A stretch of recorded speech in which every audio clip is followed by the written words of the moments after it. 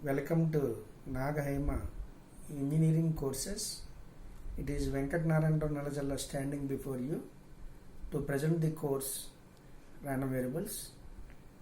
Regarding my academic qualification, highest qualification is MTech and I am pursuing PhD at JNTU Kakinada in the field of antennas. I am also qualified as assistant professor in CBSE UGC NET December 2015. In total, my teaching experience in private engineering colleges is 17 years. Okay, I would like to present the course Random Variables. Before our entry into this Random Variables course, we should have a minimum background knowledge on probability. So I would like to present the topic at the basic level, that is probability. Then I will proceed into the actual topic random variables. Okay, introduction to probability.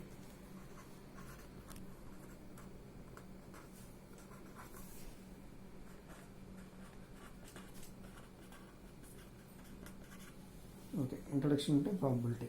By definition, what is probability? A probability is a mathematical tool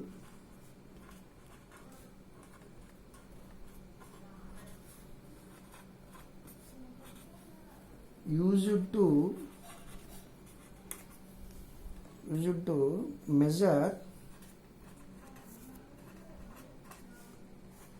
uncertainty problems.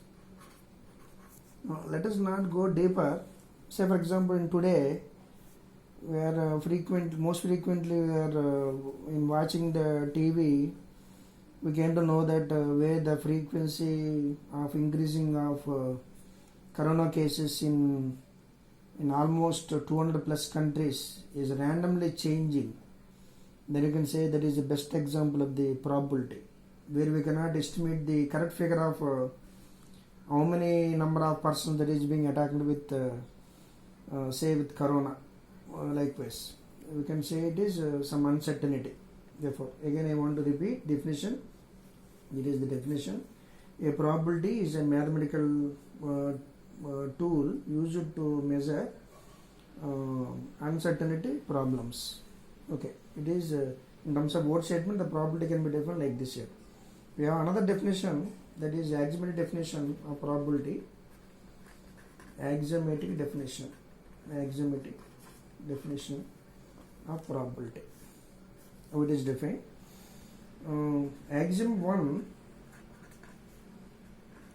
1 states that probability of a certain event, any certain event, in general we take it as some A, probability of certain event A is always greater than or equal to 0. What does it mean? Probability of any certain event A, where say for example A belongs to some sample space S, where probability of A greater than or equal to 0 means it is possessing non-zero real value. And what is axiom 2 states? Axiom 2 states that probability of all encompassing set or probability of universal sample space, which is indicated by S, is always equal to 1. What does it mean? The highest possible certain event with the probability value that is equal to 1. And what is axiom 3 states? Axiom 3 states that probability of union of n mutual exclusive events, probability of union, U stands for union, n mutual exclusive events, where n is equal to 1 to n, individual events are an, is equal to algebraic summation is equal to algebraic summation of their individual probabilities, provided am intersection an is equal to pi. What does it mean? Both am and an are mutually exclusive events. That means they do not contain any common characteristic outcomes. If m is not equal to n. Yeah. That means in axiom definition we have three axioms. Axiom 1 states that the probability of S is greater than or equal to 0, and axiom 2 states the probability of S is equal to 1. Axiom 3 states that the probability of union of n mutually exclusive events is equal to algebraic summation of their individual probabilities. Okay, and here now we can put this axiom 1 and axiom 2 in a simple form as, in simple form as P of A is bounded between 0 and 1. This is very important. You should highlight this one. This is important. From axiom 1, what is it states here? The minimum value is 0. From axiom 2, what it states here? Maximum value is 1. That means here the probability lies between 0 and 1. It is where with minimum value is 0 and maximum value is 1. Sometimes there might be some simple question like what is the range of probability. Then range of the probability is defined as maximum minus minimum. The maximum value is 1 and minimum value is 0. Its range is 1. That is probability. Now till now we come across with two definitions. We have another way of describing the probability, that is probability as a relative frequency. It is another way of describing this probability as a relative frequency. Say for example we have an experiment. We have some experiment where we have flipping a fair coin. Flipping a fair coin for several times.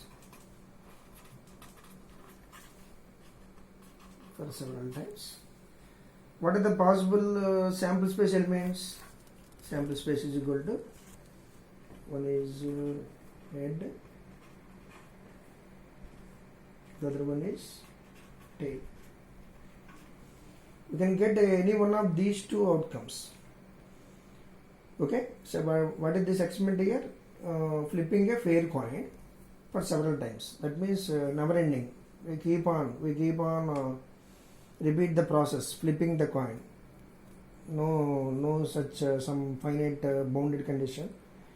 Therefore, in this case, how to estimate the probability of occurrence of head? So, for example, probability of occurrence of head. Let us mark it as something like probability of H. Probability of H stands for here head. H stands for here head. Okay. Probability of head is equal to limit n tends to infinity. Number of occurrence of head divided by number of flips. Once again I am repeating here. The probability of occurrence of head is given by limit n tends to infinity with the ratio number of occurrence of head to number of flips. Number of occurrence of flips, that is n, where here n is arbitrary large. Therefore it is another way of definition, that is probability as a relative frequency. Okay. Next we go for some other other alternate definition of probability, another alternate definition, definition of probability, where probability can also be defined in this P by Q form as probability is equal to number of favorable outcomes divided by possible number of outcomes. Possible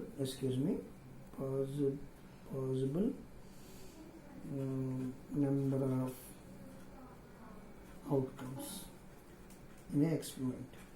I want to repeat the same alternate definition of probability. We can also define the probability as probability is equal to number of favorable outcomes by possible number of outcomes.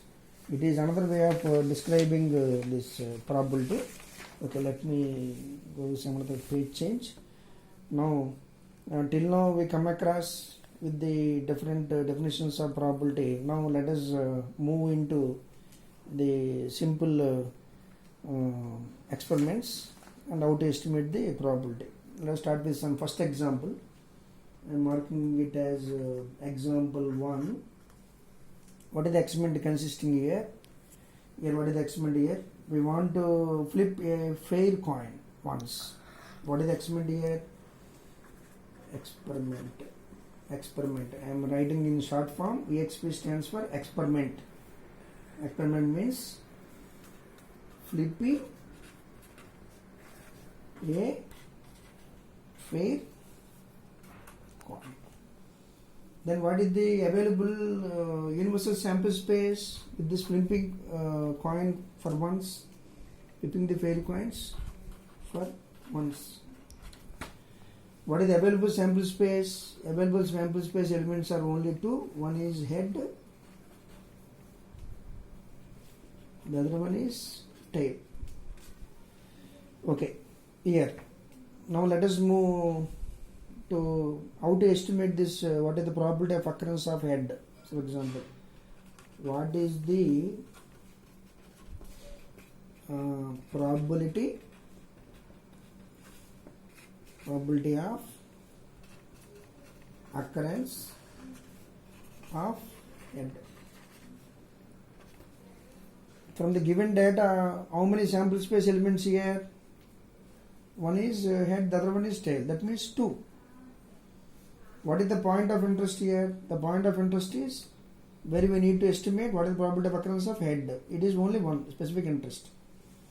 Then how to indicate here probability of head occurrence? Something in short form I am marking it as P of H is equal to, here for a head we have only one possible outcome. The point of interest is only head. Just I am underlining it here, sample space. Therefore, it is 1.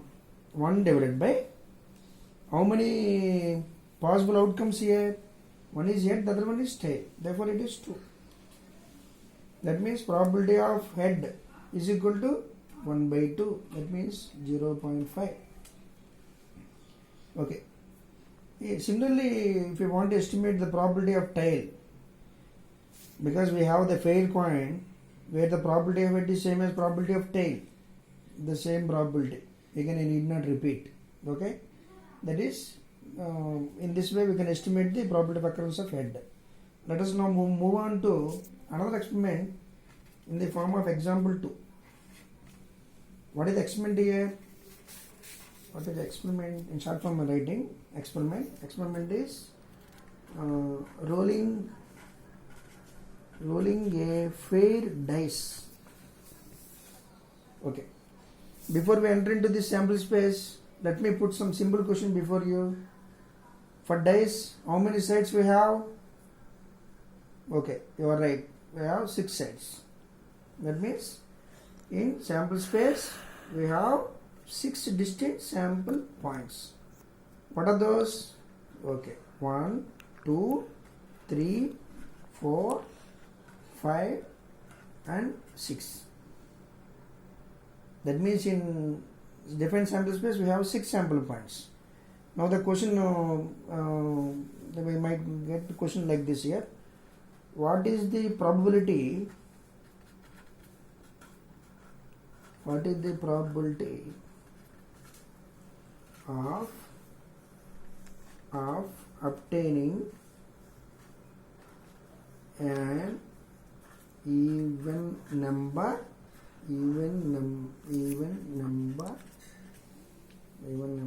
that shows up on the dice for once. That means die is rolled only for once, that is single time. Now we need to estimate what is the probability of obtaining an even number with one time rolling. What is that sample space? Here S is equal to 1, 2, 3, 4, 5, 6. Okay, and the probability of occurrence of any of the outcome is same likelihood. Okay, now I proceed here. Just let me change the page. Okay, with this, say for example, the probability of even number is is marked as probability of even is equal to. Okay, let me show this sample space points. How many even numbers here? The sample space, among the sample space, one is 2, 4 and 6. Totally how many number of occurrence we have? That is 3. That means probability of even number is equal to 3 divided by how many sample points available in the sample space? 1, 2, 3, 4, 5, 6. That means we have distinct 6 sample space points. Therefore it is 6. Then what is, after simplifying, we get 1 by 2 is equal to 0.5. That means what is the probability of getting an even number that shows up for single roll is 50%. Is 50%. Now in continuation, let us have the same data, let us estimate with the another probability. Say for example, in short form writing, we are not writing with word statement. What is the probability of getting a number 2.7 for rolling the dice once? Can we find 2.7 in the sample space? We have only distinct sample space 1, 2, 3, 4, 5, 6. Can we find 2.7 in the sample space? No. It is an impossible event. Therefore, probability of a null set is always equal to 0. That means here we cannot find this event 2.7. Therefore, in conclusion, I want to close this topic, today's topic. Today just only for the beginning, I started with the simple definition of probability in the first definition, where it is used for estimating or measuring uncertainty problems. In the second step, where we have gone with the 3 axioms definitions, axiom 1, axiom 2 and axiom 3. And in the third, we have gone with the probability introduced as a relative frequency. And in the next step, where the probability can be estimated as number of favorable outcomes divided by possible number of outcomes, and with simple 2 examples. In the next video, I want to continue with some other basic concepts of probability. Then only I will enter into the actual concept of random variables. Okay, children, stay at home and stay safe.